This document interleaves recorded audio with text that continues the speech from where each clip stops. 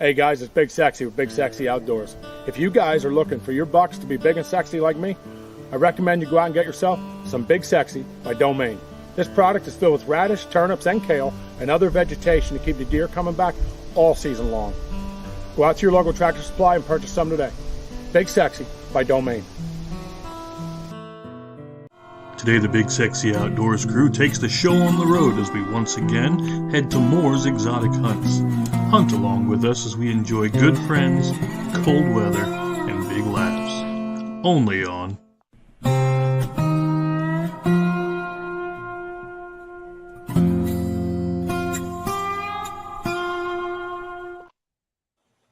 Hey, what's up, guys? Hey, how's it going? Good. Glad to have you on. It's an honor to be here. Thank you very much.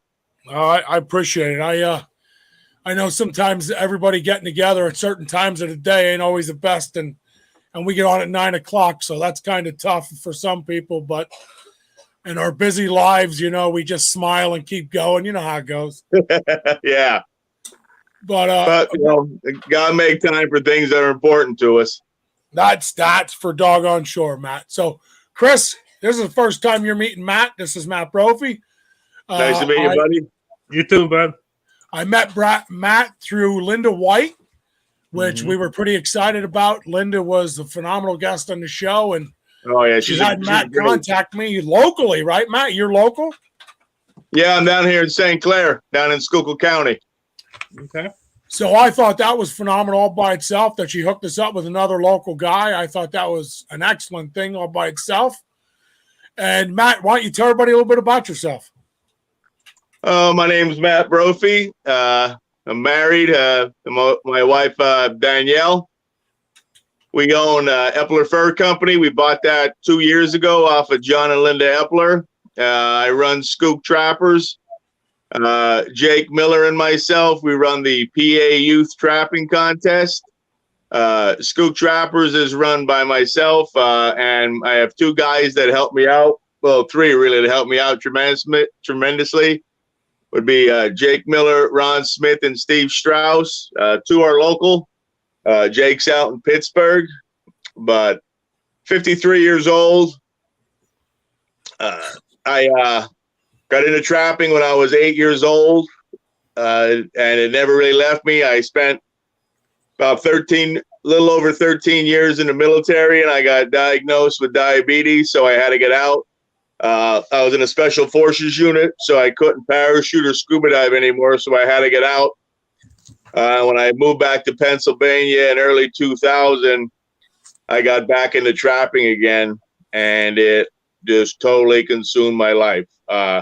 It ignited a flame that was like dormant in me for so many years in the military because I couldn't do it because we were deployed all the time. But when I got back, I got really into it. And like I said, it just totally consumed my life. Like I hunt and fish, but my true passion is trapping, hands down. Yeah, you did a different kind. Oh, sorry, go ahead. I just wanted to say before Chris went on, thank you very much for your service. Oh, thank you for your support. I say you did. I can say I miss the military every day. That was something I truly enjoyed.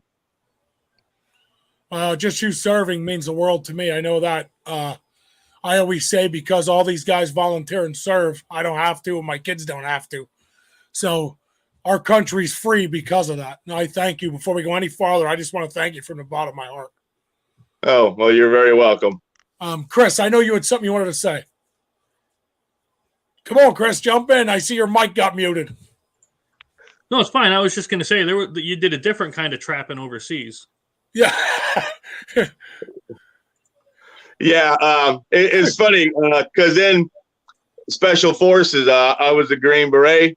A lot of the stuff I learned in the woods back here in Pennsylvania really came into play and helped me out overseas and into training. Like it was nothing for me when they would say, okay, we're going to spend like 10, 12 days out in the bush. I was like, okay, great camping trip. Like, this is the stuff we did back when I was a kid in the summer here, just little different conditions and different scenarios. But definitely the people that I served with in the military that had an outdoor upbringing excelled. It was like second nature for them.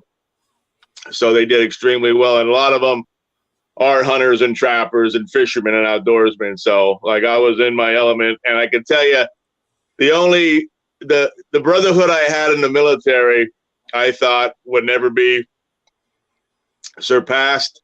But I could say the people I've met through trapping and hunting in the industry and in the trapping world match right up with that. I have friends all over the country, all over the world through hunting and trapping that I know I can call if I'm in a bind, and they're always right there for me. So that's something to be said for the community we have. Very generous people, do anything in the world for you. I know you said you had Linda White on, Linda and Mike White, great people. Like probably, I always refer to Linda, and I'm great friends with her. She's like the first lady of trapping to me. I'm not sure if that makes Mike, if she's the first lady, maybe he's the president. I don't know, but great people. You won't find nicer people anywhere in the world. And I said generous, and we have like our little trapping family, we call it. And we go to the shows together, but we're always there for each other and looking out for each other, and we help each other. So, pretty much in these days, it's rare to find that kind of loyalty amongst people. So, I found my niche with these people, so to speak. Well, I'll tell you what, I have to agree. In this day and age, that is a very tough thing.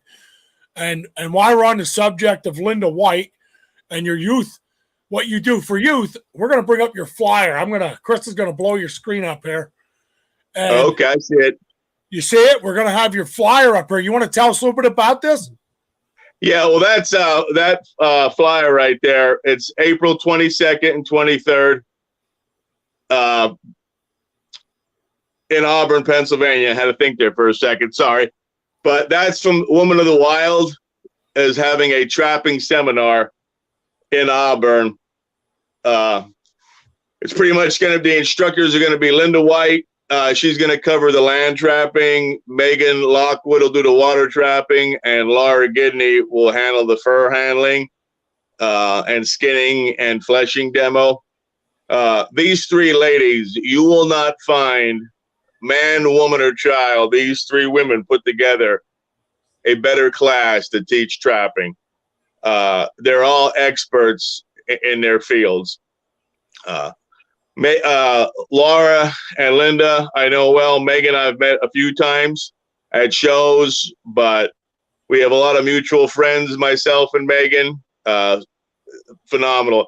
Any woman that wants to attend this class, I highly recommend it. My wife is even going to attend it, and she doesn't trap, but she's going to attend it just, I guess, so she could see to support me and to see exactly like what I'm doing out there every morning when I'm leaving at 5 o'clock. But it's open to anybody. You just go on their website, Women of the Wild. I believe it's .org, and you can sign up for it. But truly, and they're going to cover all aspects from the laws in Pennsylvania and the regulations to land trapping, water trapping, fur handling. We're trying to get R&R Trading Post to come there. They handle, they do all my fur garments and stuff for me, so they can show that there's other options. Like everybody wants to sell their fur. That's the question I always hear. Oh, what's the big, what's the big paying fur? Well, honestly, nothing's paying big now. Like beavers aren't bad, and skunks. Some places you don't have beaver, like where I'm at, they're very limited. And skunks, a lot of people don't like to mess with them for obvious reasons, but I love them. So there's other avenues that we can do with your fur.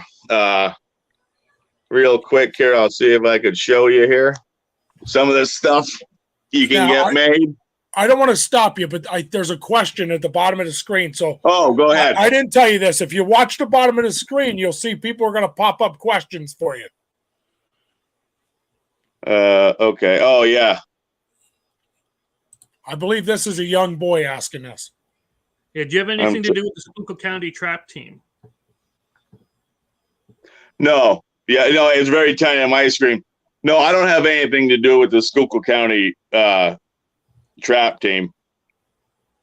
I mean, I think he's probably referring to Trap and Skeet. Linda said she's going to put you on the payroll for all your advertising. Oh, well, they deserve it. Those ladies do a lot of the volunteer. I mean, the amount of volunteer work they do to promote our outdoor lifestyle is commendable. I always say, Linda, how many hours do you have a day in New York? Because there's no way you get everything done in 24 hours. She runs a couple of businesses. Laura Gidney runs a big trap line. She is an at-home teacher. Megan Lockwood has her own animal damage control trapping business, but yet they always find time to help out anybody who needs it. So my hats are off to them. And the days of trapping being just old, crusty old men that smell like skunks are over. A lot of women out there, a lot of kids. I mean, I was very fortunate enough to get in with these people, and they kind of took me under their wing and showed me. I mean, I knew how to trap, but I didn't know how to network, so to speak, in the trapping community. And they all took me under their wing and kind of showed me how to do it. And Matt, I don't want to take away from you at all, but I know Linda's commenting. Linda, if you want to jump in, Chris, you want to post a link over in the comments? Linda can join in here as well. Oh, yeah, that'd be all right. Yeah. What does that say? How long does it take to grow a sweet beard like that? I'm jealous. The beard's been going for about 19 months. I'm also a beard model for Linda's beard products she sells. So there's a little shout out to her too. Nice. Yeah, Linda has her own line of soaps and lotions and stuff like that for sensitive skin. But I tested out her beard oil and it works great. But yeah, so that's the joke. I'm her beard model. Yeah.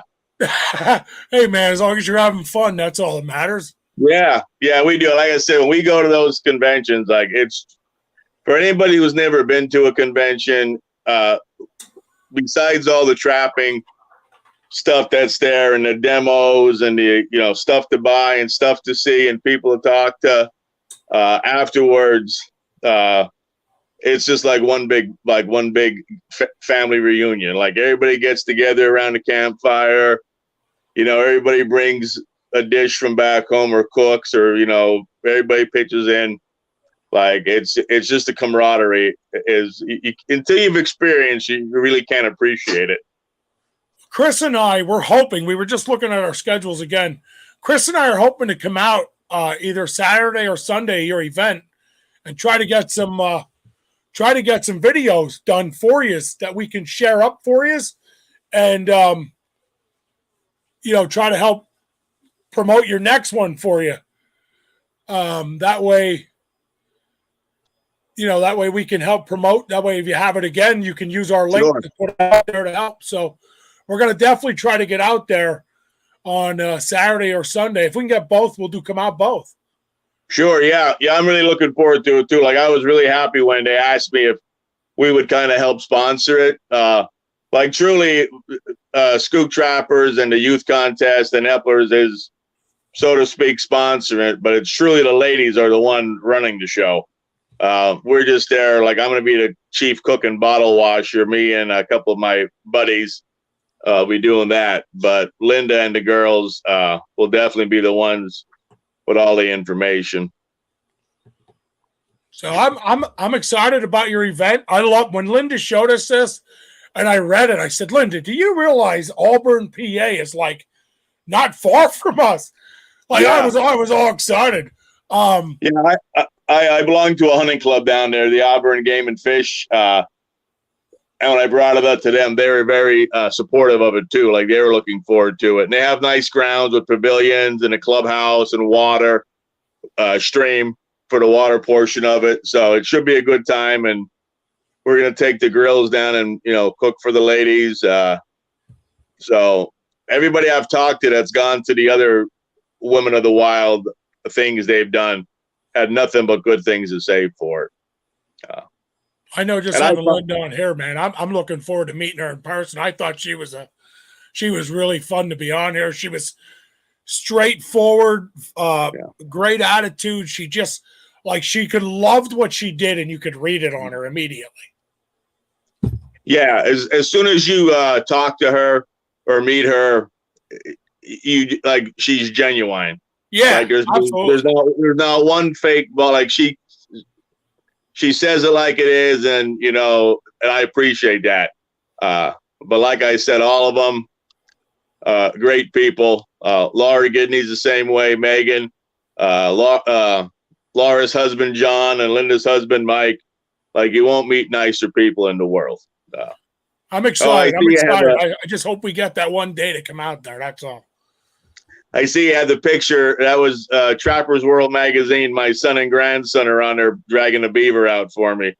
So how did you get on there? Tell us about that. Oh, that's just a magazine I subscribe to, and I've written a couple articles for it, and they were asking for cover pictures. So I sent that one in, and they liked it, so they put it on there. I figured it was a little free advertisement for Skook Trapper since they're wearing the hoodies. The one on the left is my son, Robert. He actually lives out in Washington State with my ex-wife. And then the other one is my grandson, Kevin. He lives here in Minersville. But when Robert comes here, every other Christmas I get him. And then in the summer, but he loves the trapping. He loves to get out there and do it. And Kevin goes with me occasionally to check the traps, on weekends and stuff when he doesn't have school. But I just submitted the photo and they put it on there. I'll bet you that's pretty cool for them that photo got put on there, and I bet you they thought that was neat even now. Oh yeah. Actually, I had to send my son another copy of the magazine because he took it to school so many times to show it. It fell apart, so to speak. So I had to get him another one and put it in a frame for him so he couldn't screw with it. I was going to say, I would have something like this laminated, bagged. Nothing would get near it. Yeah. That's something that's an achievement. That's pretty awesome. Yeah, I think that's pretty cool. I'm not going to lie. Yeah, and that was one of the reasons. Huh? Chris, he disappears. He's the tech man. If you watch him, his face will pop up, then he'll leave. There you go. Sorry, I'm just doing the stuff in the background. Don't mind me. I love him. He's a good guy, that Chris, I'll tell you. Well, that was one of the youth contests that we run as Pennsylvania statewide. Now, I really can't take full credit for that. It was actually my buddy Jake Miller's idea. He contacted me. Jake's a guy I met through trapping. Never met the guy before. We were actually competitors in his trapping contest that somebody had online. But most of the people that I deal with, we'll all help each other. So the competition we were in was mainly just for, BS talking rights. It was all in good, all in good fun. But me and Jake really hit it off, and we were neck and neck for third and fourth place. And I think I caught one more possum or something that year, and I pulled ahead. But we hit it off. And then in the one after the season was over, Jake called me out of the blue and said, "How do you feel about running a youth contest?" And we, talked about it and what we wanted to do. And like I said, it was mainly his idea. He came up with the plan, and we just kind of rolled with it. So he was the mastermind behind it.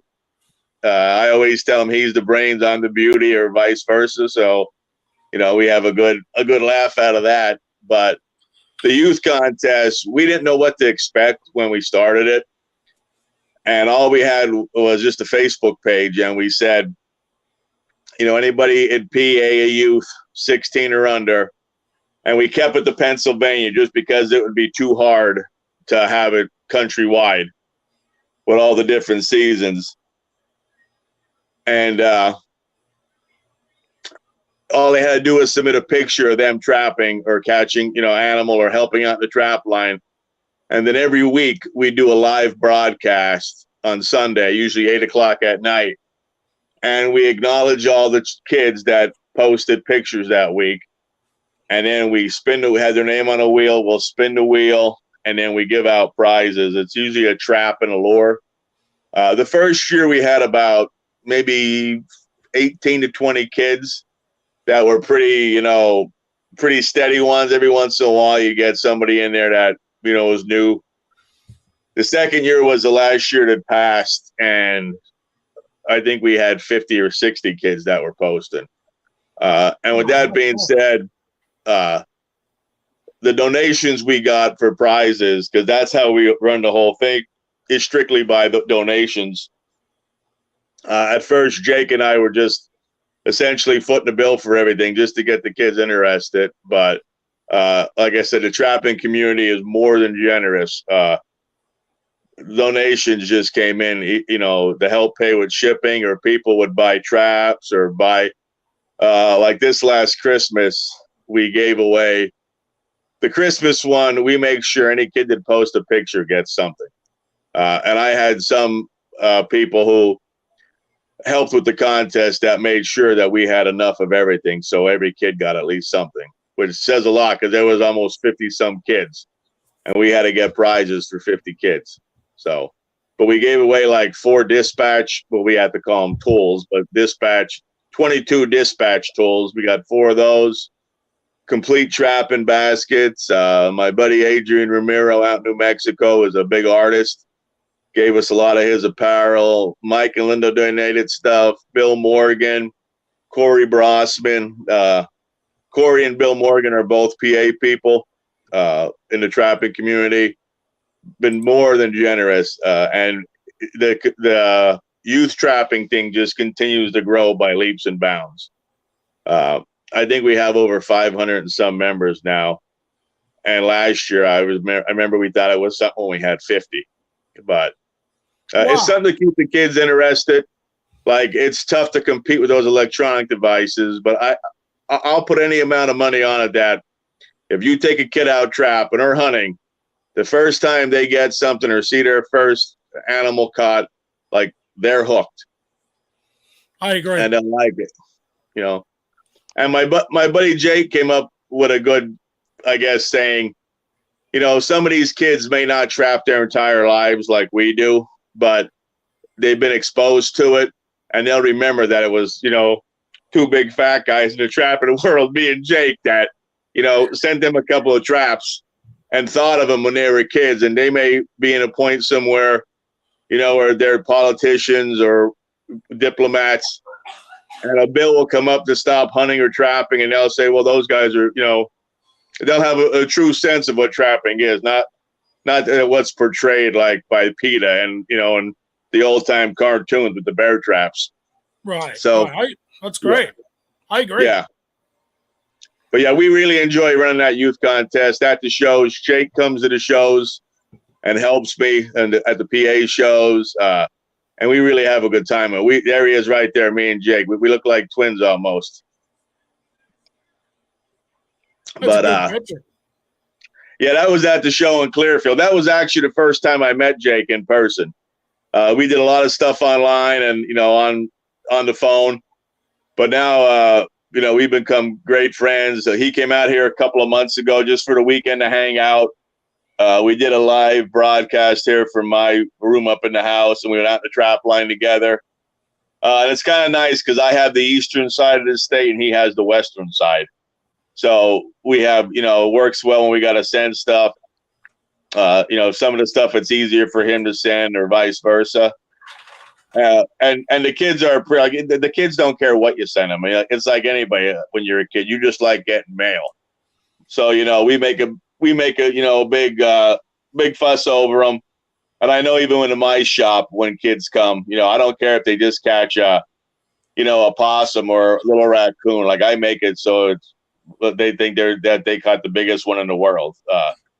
You got to give that positive feedback to the kids, say that they're doing a good job, and that's what gets them interested. So and I take kids with me all the time, or anybody who wants to go with me, just to promote, our lifestyle. So they're asking, are you related to the ones in Elysburg and Catawissa? That I do not. It may be distant. Okay. If they have money, let me know. Then I am related to them. I'll be calling them. Is it Jakey Crack? Jackie? Yeah, Jakey Crack Outdoors. Yeah. Says it's a pleasure doing the youth contest with you. Yeah, Jakey Crack. That's Jake Miller. That's his YouTube sign. Do you know TS Trapline? Yeah. I'm very good friends with Todd Strohecker. He's a local boy too. He's not too far away. He traps, man. Yeah. But yeah, Jakey Crack Outdoors. Yeah. That's Jake Miller's YouTube channel.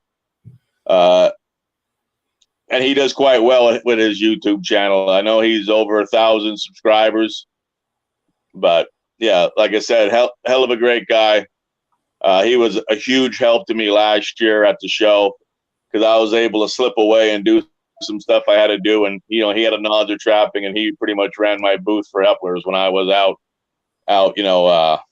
politicking and whatever I had to do to make stuff happen.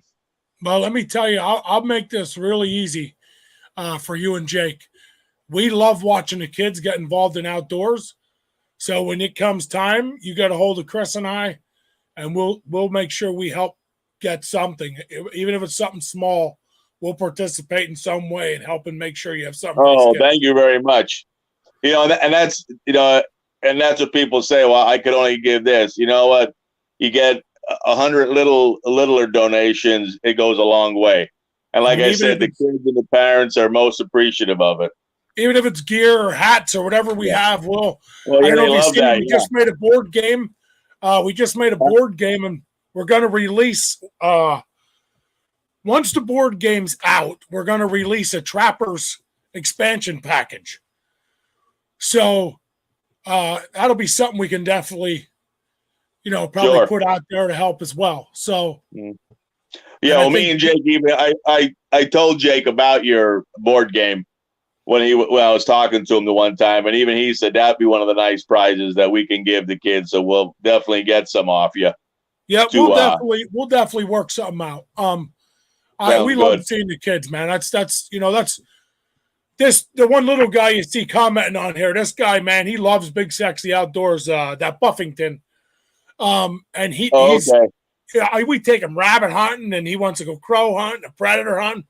This guy loves it, man. He just loves the outdoors. So what you're doing, I think, is one of the greatest things. I'm so happy you jumped on here to tell all you do with the youth, because I think there's not enough people that do enough with the youth, and they're more about shooting a 10-point or the 12-point. I don't want my kid to get it. I don't care if my kid shoots a doe, man. I'm ecstatic. You know what I mean? So exactly. we just went on a pig hunt. I was ecstatic for that. So, down at Moore's Island, I love that place. Yeah, we love Moore's. I go every year. I take her. It's something her and I do together.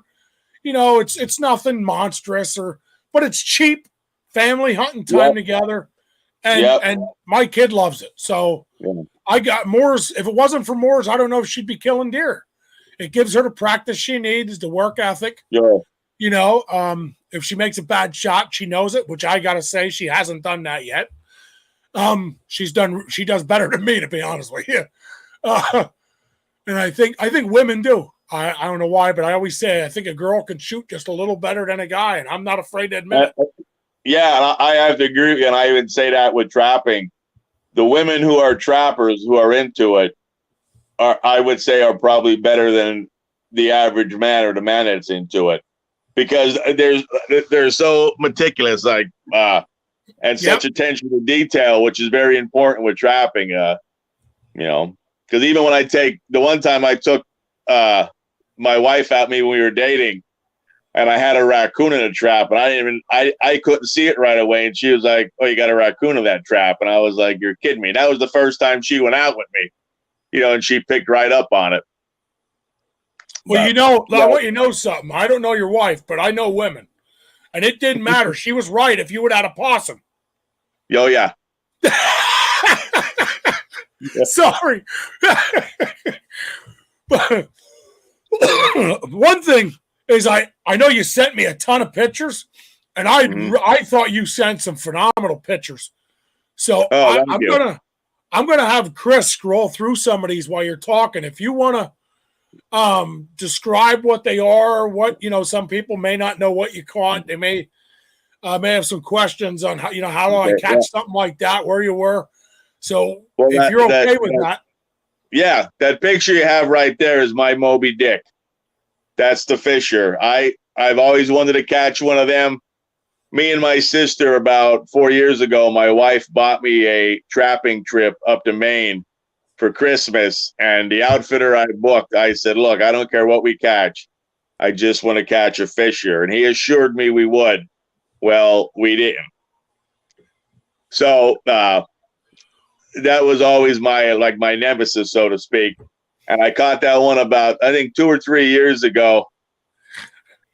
Right about 4 or 5 minutes away from my house in season. Oh, I see my wife put the comment there. You are correct. I am always. Yeah. That's why I was going like this. That's awesome. Yeah. I love she's a sense of humor. That's great.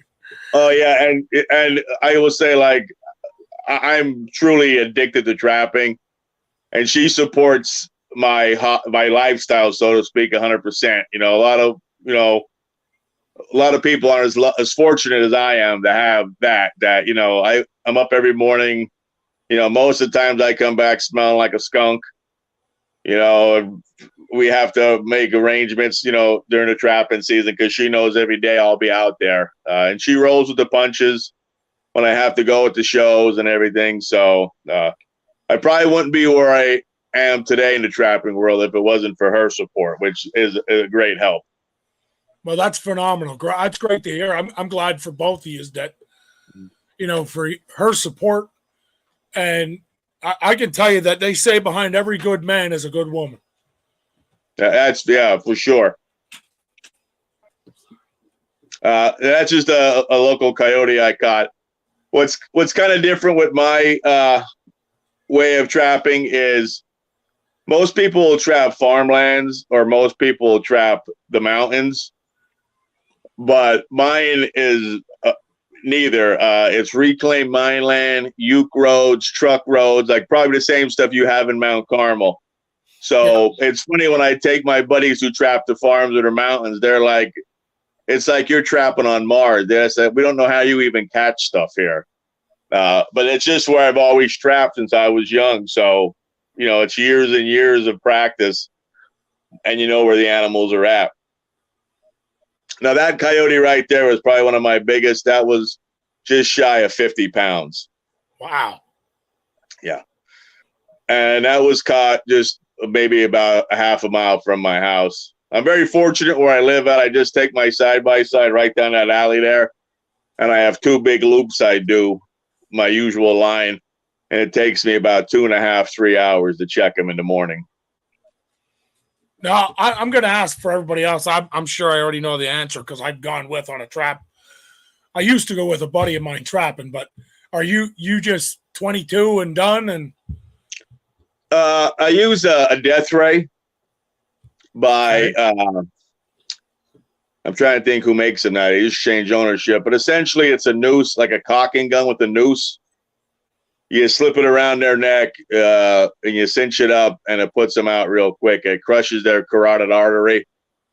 Then there's no blood, there's no mess. And with the skunks, I use usually I'll use what's called a skunk sleeper. It's acetone in a needle.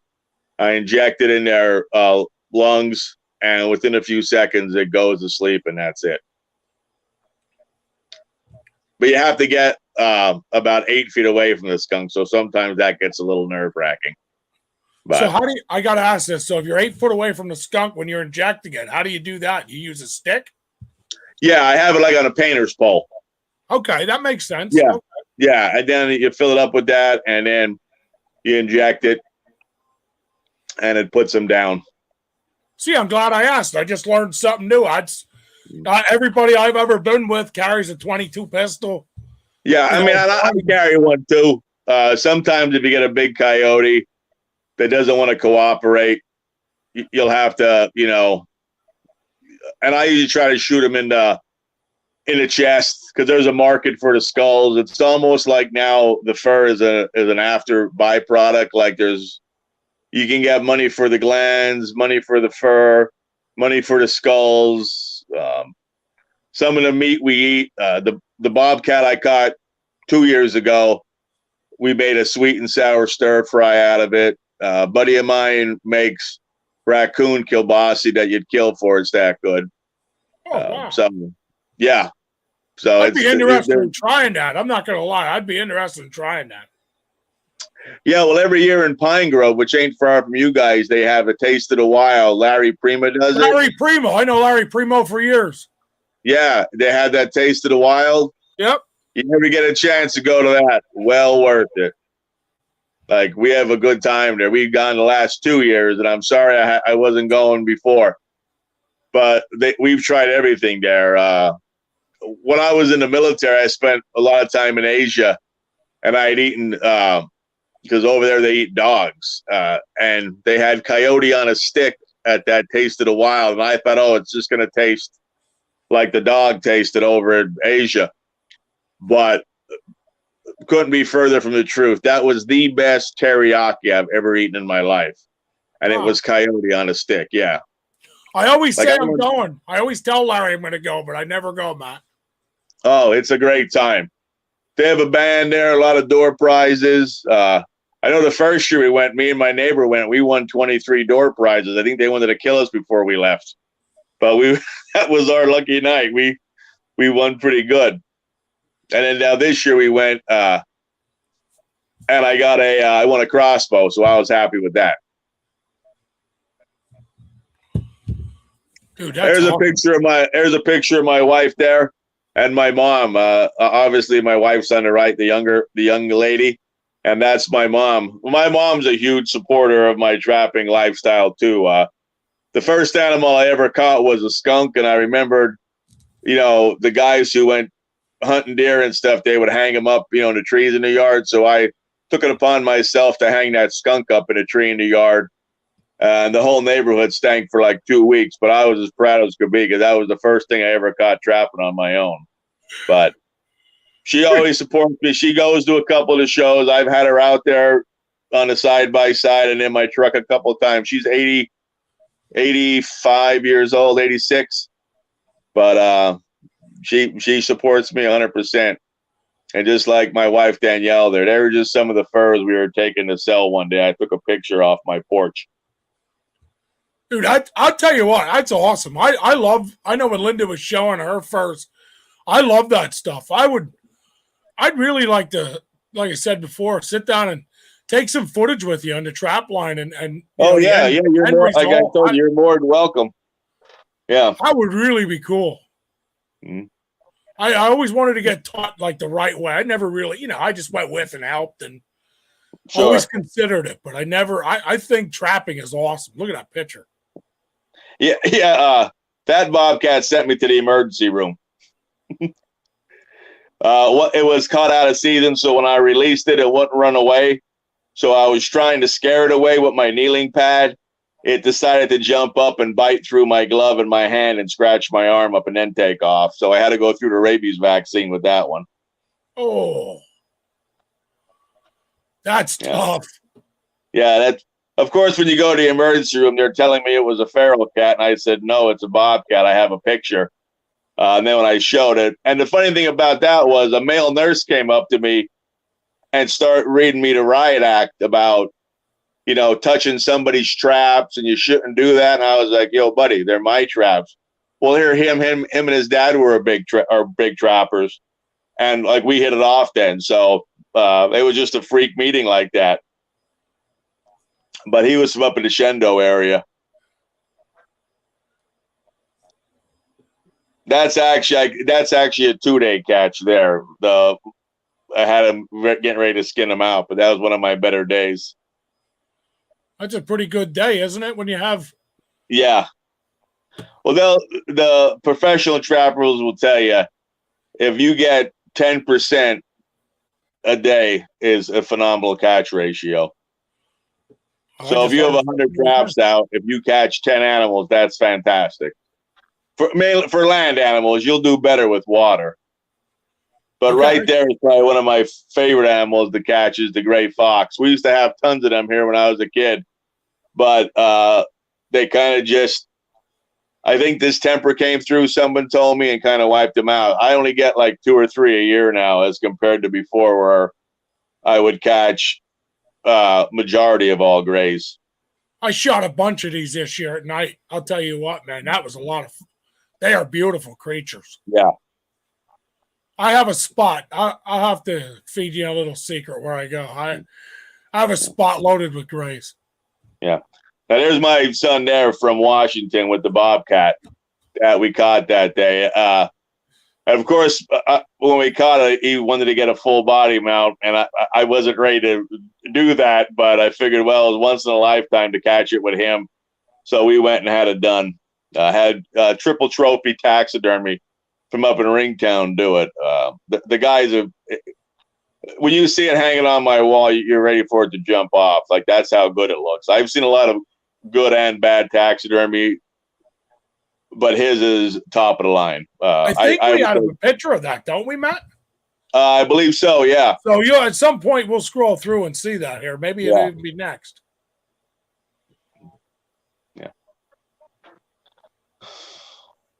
That's just a little free advertisement for one of my customers. Is he coaches Little League down in Perry Township, and he wanted to have an outdoor business for one of their signs.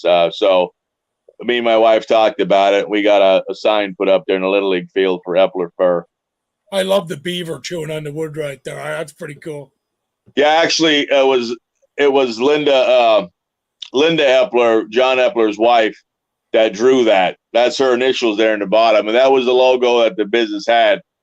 He had the business for 45 years in Origsburg, and then when he kind of approached me, or I approached him about buying the business, and he asked me, were we going to keep the name? And I said, well, absolutely. Like, if I was going to buy a McDonald's, I wouldn't change the name to Brophy's. Everybody knows the Epler fur name. It's been around forever. So it's definitely helped me as being a new business owner, having an established business. He had his are some tough shoes to fill, but we just keep plugging away at it, me and my wife. I love that your wife supports you. She supports everything. That's phenomenal. I mean, she thinks I'm crazy waking up at 4 o'clock when there's a rainstorm outside to go check traps, but she supports me. And she's probably right. I think all trappers are a little bit crazy for what we do, but it's like what do you call it? I can't even think of the words I'm looking for. It will come to me.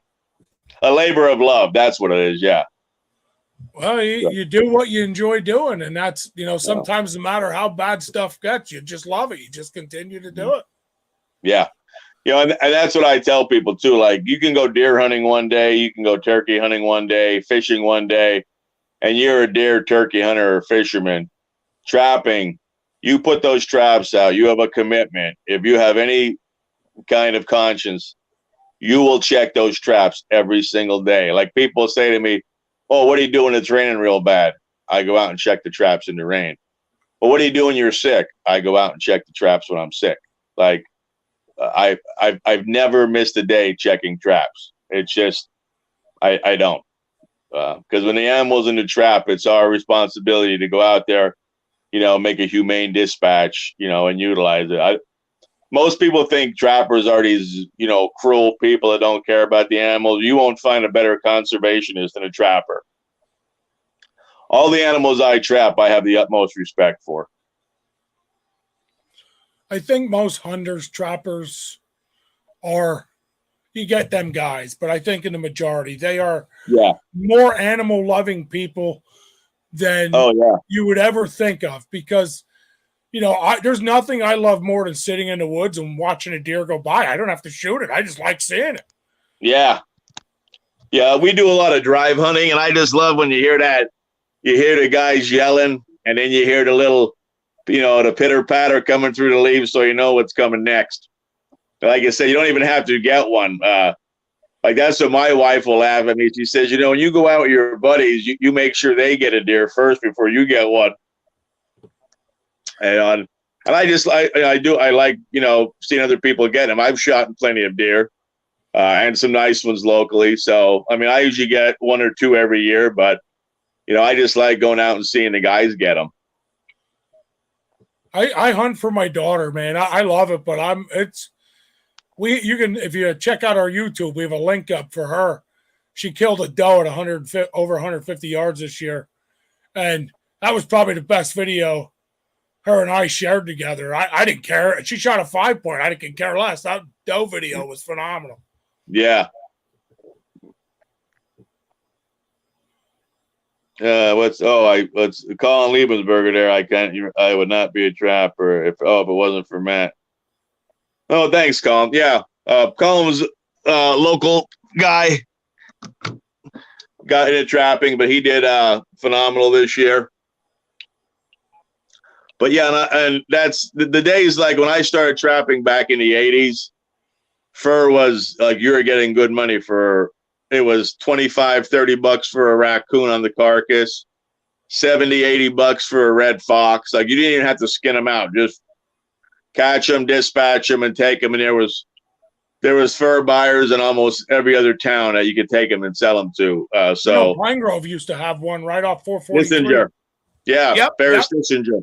Yep. And then the business I bought, John Epler, he bought. There was a gentleman in Llewellyn. There was a guy down outside of Hamburg. They were all over.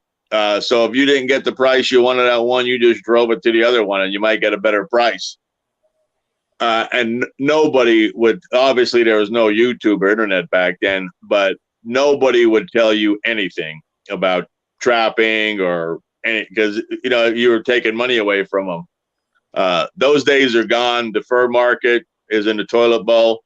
Anybody that traps now traps just for the love of it.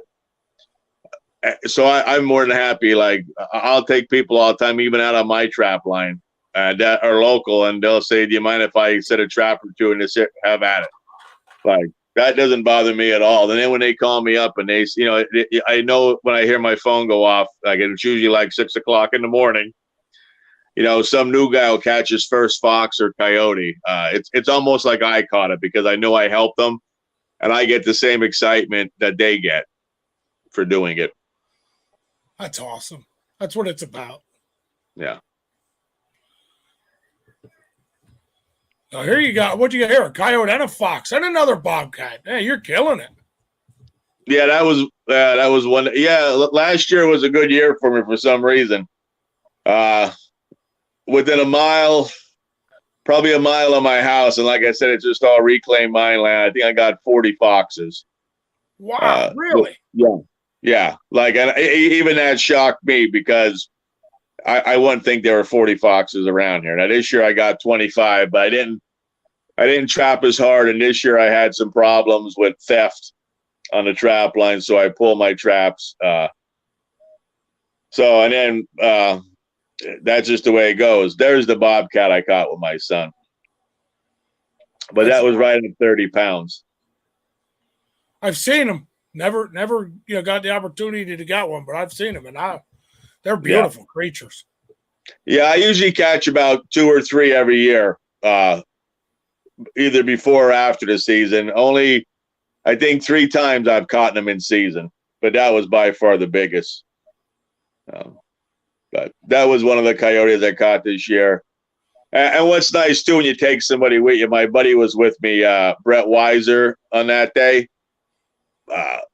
So it was nice having somebody to take pictures, because when you're by yourself, it's kind of hard to take pictures and videos. So it works out well having someone with you. And with that one there, I actually proved the point to that guy. You see Linda's comment, Matt? I want to make sure you see that. She said it's those Trapping Girl and Sawmill Creek products. That's why you're so good. Oh, yeah. Yeah. She wrote, wink, wink. I use their product, not just because they're my friends. Even before I knew them personally, I used it. Their product is hands down probably one of the better ones I use. Her Coyote Crush, I think last year I caught 15 red fox on that lure alone, even though it's considered a coyote lure. I did well with the red fox on it. Now that coyote right there was this year. I don't know how you could see it, but that has the mange real bad. I see it. Yeah. If animals are left unattended, this is what you can't, preach to these people that don't hunt or trap. If left unattended, mange will take over, and it has to be one of the nastiest diseases I've ever seen. I've already caught them. They have no fur whatsoever, except maybe the tips of their ears and the tips of the tail on foxes. They almost look like one of those little cats that have no hair. You see, on the internet and stuff. But so that one, that coyote was dispatched and disposed of. Because humans can contract mange, so I always make sure I wear my gloves and stuff when dealing with them. But that was disposed of, so it wouldn't be able to spread. Because if another animal came and rolled on that or whatever, it would make this mange spread, to other animals. So,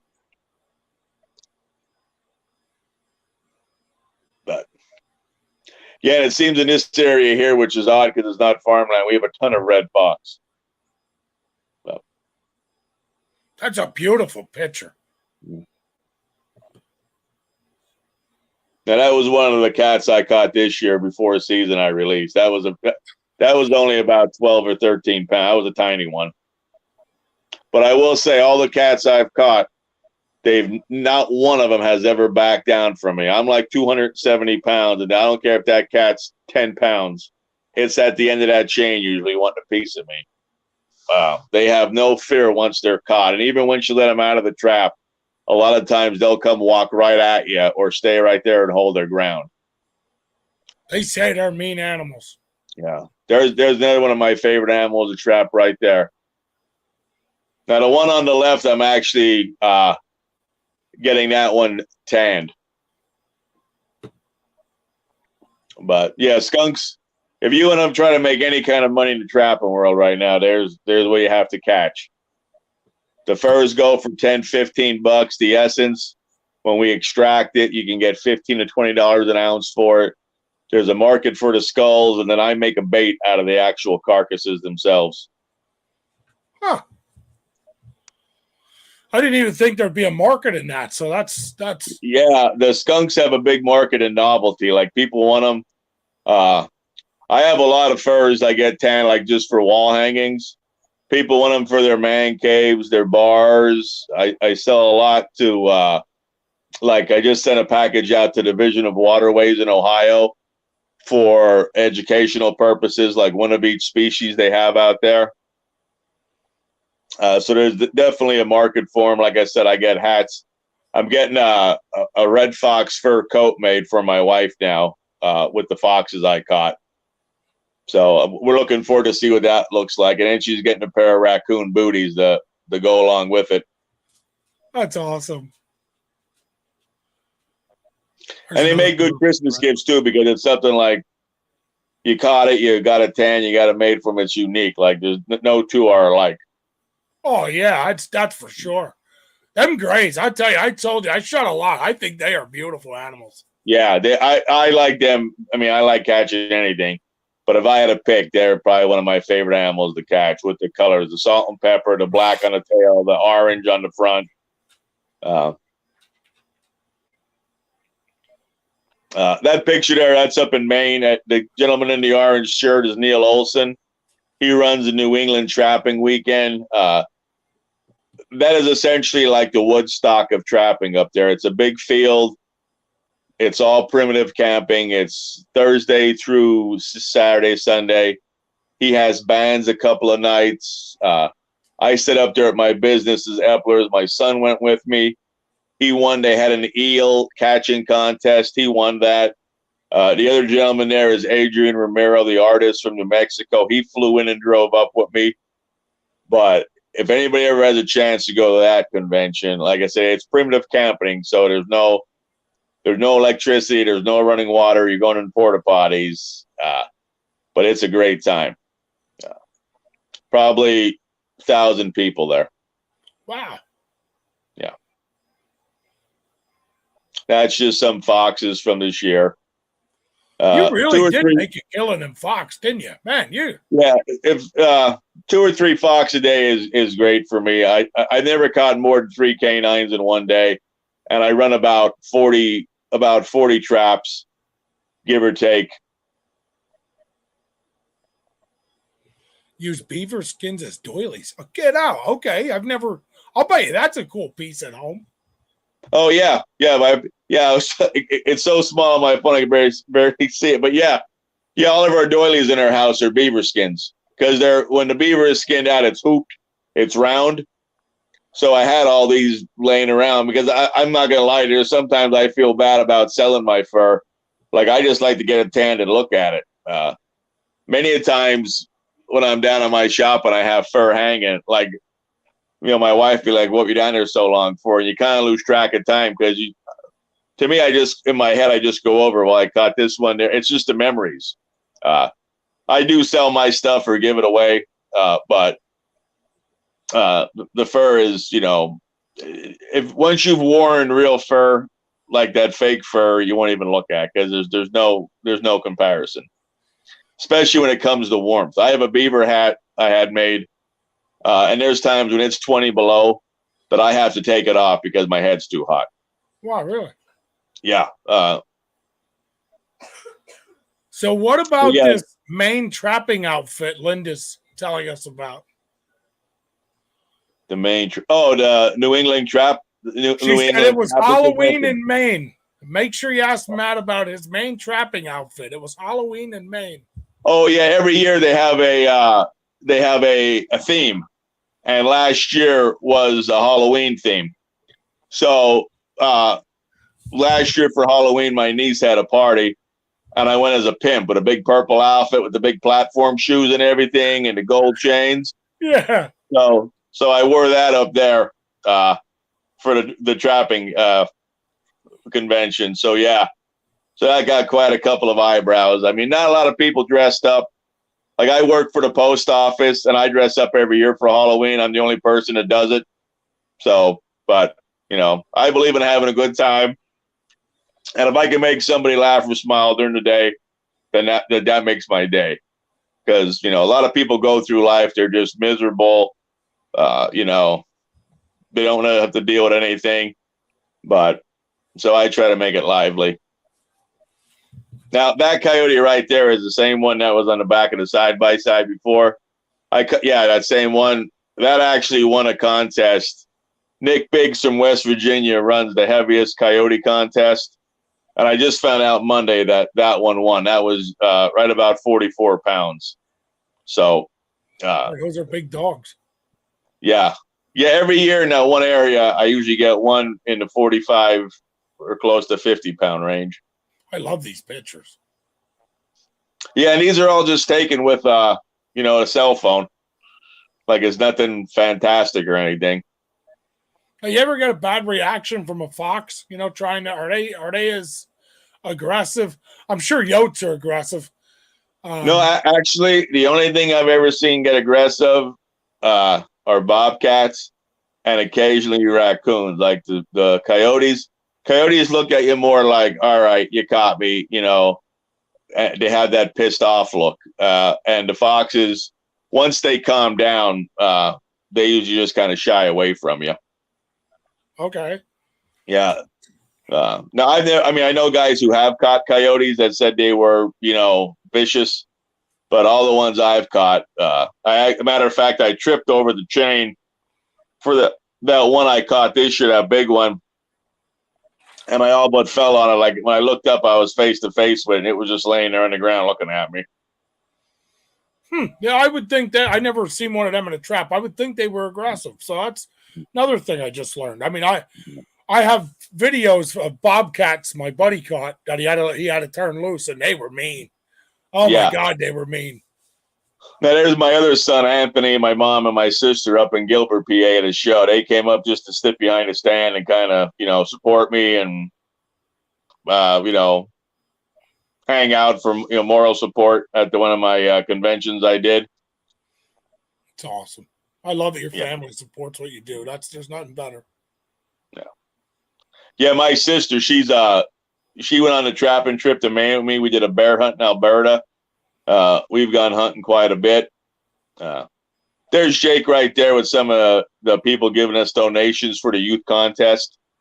And that was crazy too. Like most of the people I knew that gave us donations, I knew.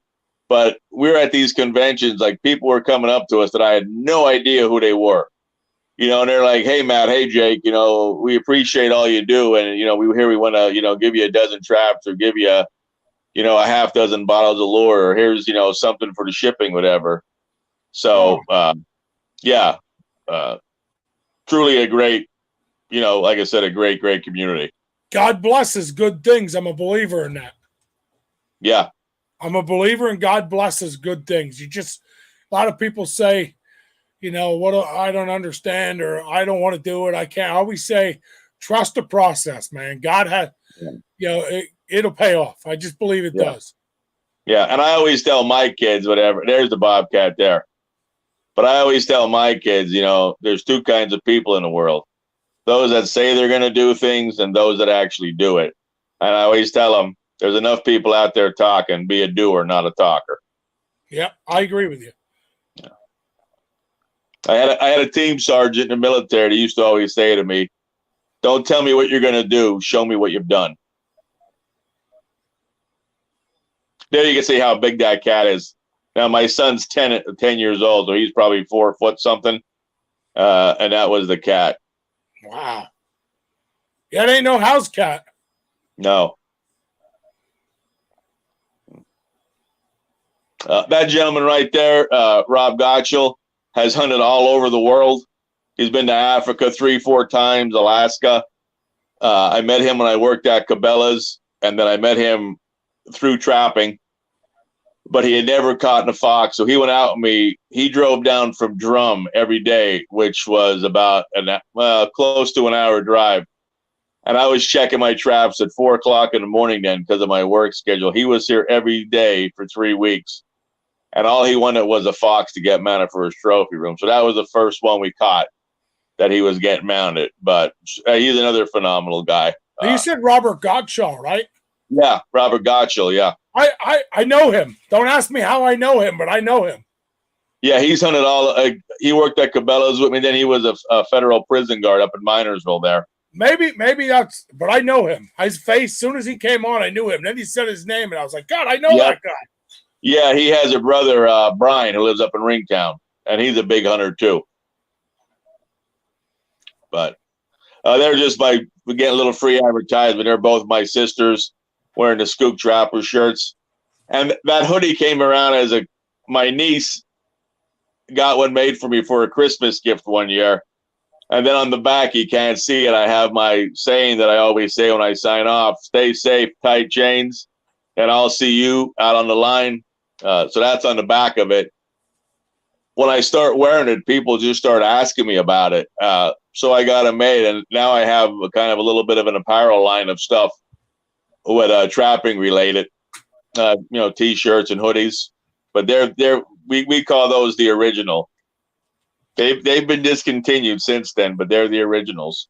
There's some things you just got to stay original, right? Yeah. There's a buddy of mine right there. His name's Kenneth Price. He's in his 30s. He has, when he was he has pretty much maybe the mind of a 10-year-old. He has some special needs and his adoptive parents. But I met him. A friend of mine, Micah Sievers, lives down by him in Tennessee. And he had about this young man who liked trapping. So I reached out to him and I was able to send him a couple of things. And we became best of friends. We've never met personally, but we've talked on the phone. We were going to go down there at one time to see him, but something came up that we couldn't do it. But all this young man understands is trapping, military, and like firefighting and law enforcement.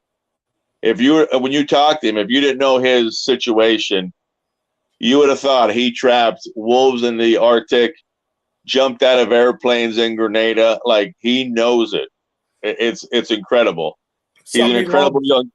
Yeah, he's an incredible young man. You know, it's such an. I feel honored to know him. His mom actually made a book for me because I would send them pictures. It's called Trapping Buddies. I guess she makes it out. You make them at Walmart, but it was all the pictures that I sent him and pictures he had, and like a little story about me and his friendship. But he lives down in Tennessee. And that raccoon there, he caught up in Ohio at one of his friends' place. They took him out. But that's called actually a blonde raccoon. I've never caught one like that. That's just an odd color. Yeah, they're almost white. Yeah. I seen one hit by a car out in Higgins. Mm. Now that's just a Wood American flag. One of my buddies in Special Forces makes those. The stars are actually traps. And we had that for a prize for Skook trappers have done some fundraisers. We had people who my one buddy Steve Strauss, his barn burnt down, so we did a couple of things for him. We had friends. My neighbor Kevin, his wife passed away. She was young. We did fundraisers for them. So it's incredible. Like I said, the generosity in the trapping in the outdoor world is phenomenal. My friend donated that plaque there. There's Linda's husband there, Mike. And then there's Adrian in the middle. And then the fat guy in the brown shirt's me. That was out in Ohio. Like I said, after the show's over, we just all sit around.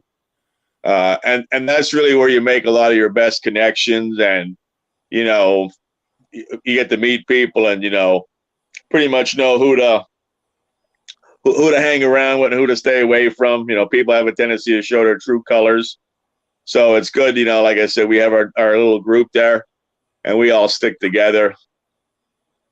So we do well. Now that was actually the first beaver I caught.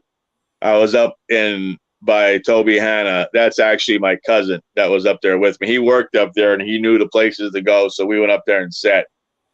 But I wish we had more beavers close by here. I love trapping them. I used to take off half a day during the otter season just to show my insanity. I would drive from here up to Toby Hanna every day before work and check 5 traps that were normally empty, and then drive back. It was like a 3-hour trip, round trip. I did that for a week straight. I just take the mornings off of work. Wow. But, yeah.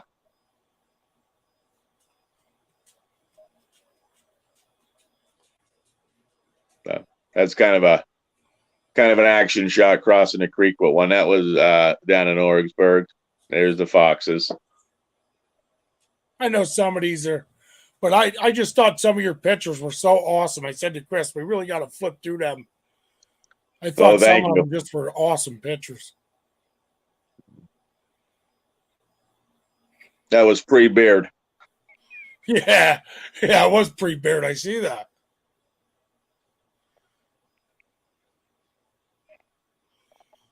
Coon. Oh, there you go. That's Moore's. Yep. I know right where that is. That's Moore. Yeah. And that was funny. My son there, Anthony, like he never really had much of an interest in hunting and trapping, and I don't push it, because if somebody has that interest, there's nothing worse than making them do it, especially when because they're going to go out there and harvest an animal. Like if you don't have the mindset, so he doesn't. He's gone pheasant hunting with me, and he'll go and check the traps with me. He's an electrical engineer up in New York City. But we went down for these pigs one time, and we were the last, me and him were the last 2 people to get them. And you know how the island is. We were down below the shack, and the pigs were facing the water, and they didn't want us to shoot them when they were facing the water. So they scared them up off the bank. And the one he shot there was like trotting, and we were trying to keep up with him. And my buddy who was with us took the video and showed it to me. Like my son was at like almost a steady jog, and the pig was jogging, and he took the shot running and dropped it in its tracks. Like I've never seen anybody running and shoot a running animal and hit it, but that was like one of those, once in a lifetime shots. But the nice part about, and I'll just say this about Moors, is their memories. Their memories, you pay for it. Like in that case, you pay for it, but their memories you never forget. Yeah. And I'll have people say to me, well, that's not hunting. Well, I know it's not hunting, but it's like you said, it's the memories. Like we go down there twice. I had two times I had enough people. So we had the whole island to ourselves. And that's, when you're with your own group, that's when you really have a good time because people will miss. And you'll know those pigs are some tough critters. If you don't hit them just right, they're going to go. So, of course, every once in a while, somebody will have 5 or 6 shots at one. So we have a good time just, busting on them, about all the ammo they're shooting and, to kill a pig, so to speak.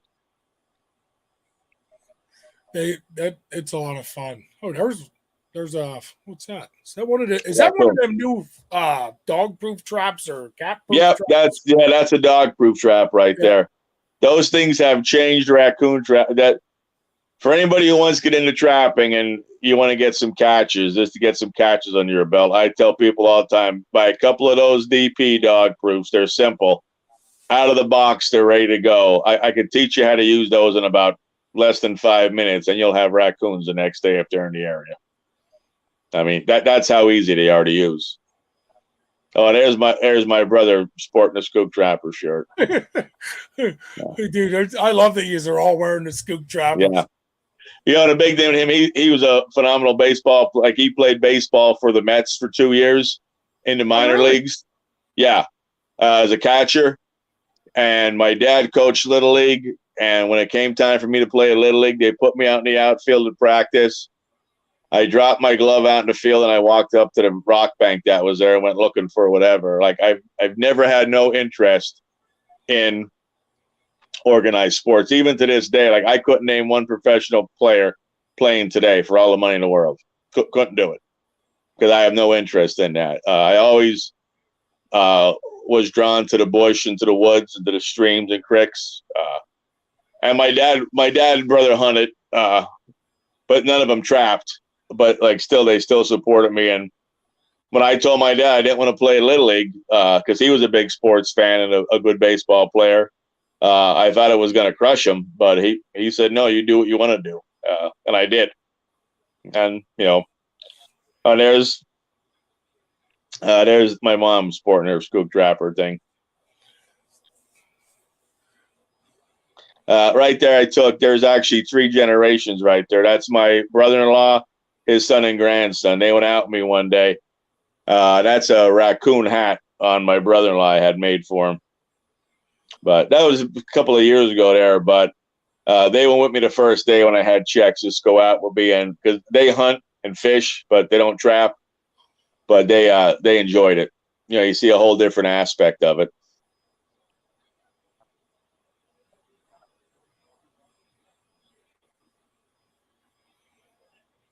Yeah, like I said, those grays are beautiful, especially with those dark black tails. I could look at them gray pictures all day. I mean, there's something about a gray that is.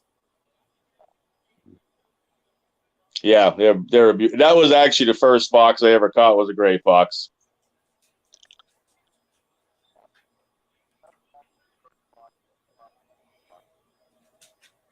Out of that spot right there, in 10 days, I caught 3 different bobcats out of the same trap. It almost smelled like a litter box there. That was where the one bit me at. Because I let it go out of the trap. It took about 5 steps and turned around and laid down and looked at me, and I tried to scare it away. And that's when it decided it was going to jump on me. I've seen them in the wild. Like I remember years ago driving and we spook them, and I've seen them running. But I've never seen one personally up close, man. I would love to see one up close. Yeah, they're a phenomenal animal, and like I said, they're delicious too. Like people don't understand. Like that meat is just like pork. Really? Yeah, it's like a white meat like that. Huh.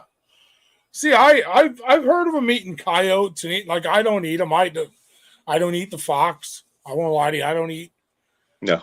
No, that stuff goes on. There's some stinky creatures. I call it a coyote pile. They all go on what I call a coyote pile. That's what they eat. And then we trail cam.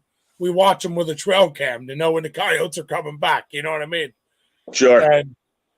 And I don't know. I just don't. Like, I crow hunt. They say crow hunt. You can eat the crows. Are good. They go on that same pile. Yeah. There's just certain animals I've never been that hungry yet. Yeah.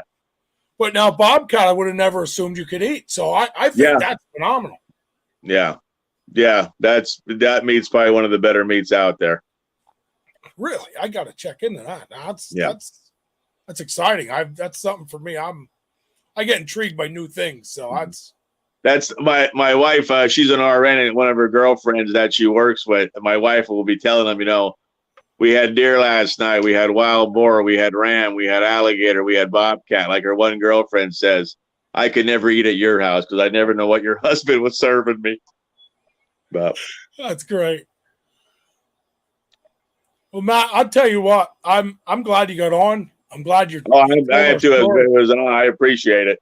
I'm glad that you do all you do for the youth too. I'll tell you, I love that you're on here. It's on here. So if there's any kids watching, like I said, I know we have some kids that watch and just love. Yeah, they can reach out to you and ask you questions. I love that. I love get a hold of that youth page. Get a hold of me or Jake. Like I said, when the season comes, I'm more than happy to take anybody out with me to ride along with me. Anybody's welcome. We'll definitely stay in touch because, like I said, I'd like to come down and shoot some videos down with you and Linda and your event. And try to help promote your event for you a little more for future references. Sure. And that'd be great. And we'll try to get together there. So we definitely won't fall out of touch. But I want to say thank you, man, for coming on and telling your stories and showing some awesome pictures. Thank you for having me. When you send us all these pictures, I said to Chris, I'm like, man, I got a lot of pictures. I don't know if you're ready for these. And then I flipped through them, and I was like, man, we got to show every one of these, man. These are some awesome pictures. And I love seeing photography of the outdoors, and I love seeing, someone that loves the outdoors, and I can tell by your pictures that you respect it and that you love it and you take pride in doing it. And that's a big deal for me as a hunter, as a person, as an outdoor enthusiast. I think it's phenomenal. And then not only do you do that, but you reach out to young kids, you hold these events, you give away stuff, you do everything in your power to entice them and drag them. Not to say drag them in, that's probably the wrong word. Yeah. Invite them in to experience and learn. And, I always say, if you teach a kid, Chris will tell you this, if you teach a kid to hunt, fish, trap, anything to do with the outdoor area, you keep a kid off drugs. Oh, yeah, because they won't have enough money to buy them because I have all their money spent on that stuff. Well, let's face facts. You find something you love, that's where your money goes. Yeah. That's what you do with your life. And what you're doing is definitely saving lives and changing lives. So thank you for that as an outdoor enthusiast, man. Thank you. It's awesome. And no problem. Promote your stuff on our page. Anytime you have anything like that, jump on, promote it. We will share it to our page. We'll share it everywhere we can to help you out. Absolutely, just love it. And again, I appreciate you coming on, Chris. Pop back on here a minute. I always like to ask Chris if he has anything. Chris is a good question guy. See if Chris has anything else for you. Chris, you have anything else for Matt? Well, yeah, I've personally, again, I know people that like to do trapping. We had the old traps, right? Like from 50s, 60s and all, because he saved them from when his dad used to do it. But anyway, what would you say to me if I came to you and said, I'm brand new, how do I get into it? Your best bet is we find somebody like myself that would take you under their wing and show you. Another thing, all the districts, the Pennsylvania Trappers Association districts in Pennsylvania have a trapper training school, usually for every county. I know down here, District 11 in Skook County, it's usually the second weekend in September at Auburn where we're having our other event. and they cover everything from taking the traps out of the box to taking the fur off the stretcher and everything in between. Nice. Great group of guys there to cover everything. But just get out there and do it. Like I have to kind of chuckle when I hear new trappers tell me they tried this, and I'll think to myself, yeah, when I was new, I tried the same thing. It's all trial and error. Like they say, an experienced person's failed more times than a beginner even tried. For all those catch pictures you see, you could ask my wife. There's plenty of days I'll go a week, 10 days and not catch nothing. And that's every day getting out there for 2-3 hours. You just got to stay at it. But your best bet is to try to find somebody who has some knowledge, and that will definitely shear off your learning curve. YouTube is good. The internet's good to find information. The only thing bad with that is sometimes like people will see guys out in the Midwest, because everybody wants to catch coyotes now. And they'll look out at the Midwest and they'll say, Mike so-and-so caught 15 coyotes in one day. Well, I'm here to tell you there's probably not one person in Pennsylvania that's caught 15 coyotes in one day. I could be wrong, but I would bet we just don't have them.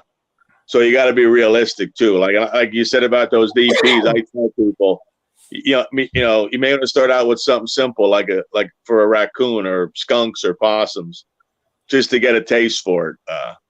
Not that you won't catch coyotes and bobcats right away. It's just that they're a little bit tougher to catch. But definitely get out and try it. I mean, if you don't try it, you'll never do it. There you go. Yeah, and like I said, I'm always open to take anybody with me. That's not a problem. You can contact me at Skook Trappers or at Epler Fur, and I'll be more than happy to arrange to take you out. We're out to take them up on that, Chris. Yeah.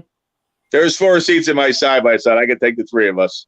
All right, that sounds good. I'll probably take up 2 myself, just so you know. I got a pretty big butt, but yeah, I always want someone to take me with. And actually, I've been on the trap, seen it. Like I said, I've gone through. I've fox and raccoons and possums, but never really watched them set up in the process of it. And I'd really like to go one time and see the whole kit and caboodle. Yeah. Yeah, and it's an all, like, people think trapping is just in the fall. Like, to me, it's 365 days a year. There's always something to do. Scouting, prepping your equipment, cleaning your equipment, getting permission, making dirt, the whole 9 yards.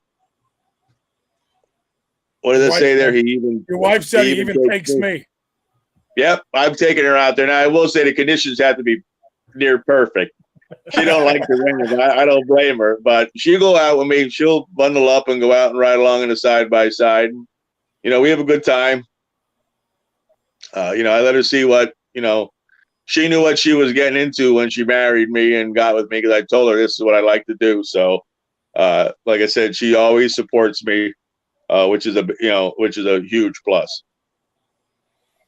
That's great. You have a great relationship with your family. I can tell by just watching them support your shirts and your, just everything going. So that's phenomenal. Your boys involved, everybody involved. I couldn't be happier for you, to be honest. Thank you very much. And it seems like you guys are doing extremely well too. Yeah, we're trying. We, we take every day, one day at a time, like you do, and we try to keep smiling and growing. And what else you gonna do? You just God gave us this beautiful green earth, right? He gave it to us. Yeah. He laid it in our hands, and he said, "Maketh as you will." Well, I make it as I will. I want to enjoy it. I'm gonna live it every day, and that's what Chris and I do. We laugh about some really dumb stuff. We struggle some days, like every other person, trying to figure it out. But sure, life wouldn't be life if we didn't. So, every day we get through it and enjoy it. And we meet guys like you who continue to show us what we do is worth doing. Oh, absolutely. I feel the same way, 100%. So that's if I didn't love what I do, I wouldn't do it. It's beautiful to run in. I know I've personally been somewhere and I run into kids and They were like, dude, you're big sexy. We watch you, man. You're big. I love that. Like, I'm not gonna lie to you. I could never get a sponsor on it ever, and I could care less. I love that. That to me is the greatest thing in the world, man. I run right to my truck. I'm looking for merch. I'm digging. Yeah.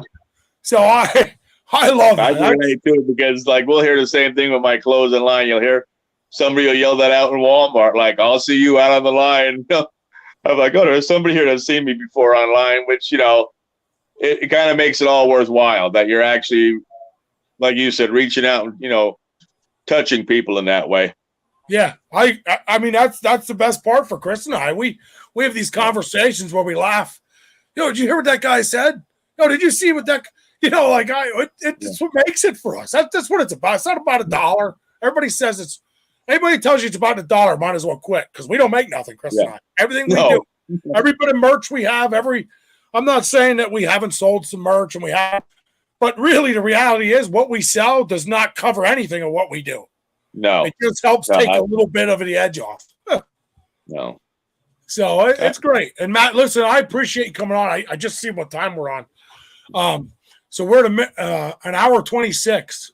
And we normally, I tell you, I don't think our shows ever stop at 45, 50 minutes like we promised they're going to. We always have some good guests on, and we go on with these long stories because, we enjoy it. So we're not stopping. Yeah. But I will tell you that we had a lot of viewers on, and we just started dropping viewers about 10 minutes ago. Yeah. So they're probably getting sick of looking at me. Everybody's going to bed. No, it's late. Part of running the show at 9 o'clock sucks because, it gets really late. So we learned by normally within an hour we start dropping viewers, but you didn't drop viewers till about what, Chris? An hour 15? Somewhere around there. So that's good. And, now this show you can share. I'll tell you this before we go. You can share this. When we're all done, you can pull it either off our YouTube. We can send you the link. You can share this with anybody out there. Put it on your page for you. Other guys to listen, see your pictures, hear your story, man. I think more should hear it. So, you can share that. We'll just give you a link. You do with it what you want. And again, I appreciate you coming on, man, but it is getting late for all of us. And I think we're having a call tonight. Yeah, it's past my bedtime. That's for sure. Mine too, buddy. I get up at 4 o'clock. So so do we. Thank you, Matt. Thank you very much. Thank you very much for having me. It was an honor. God bless your family, and I appreciate everything you do. Thank you. Good night, buddy. Good night, guys. Bye.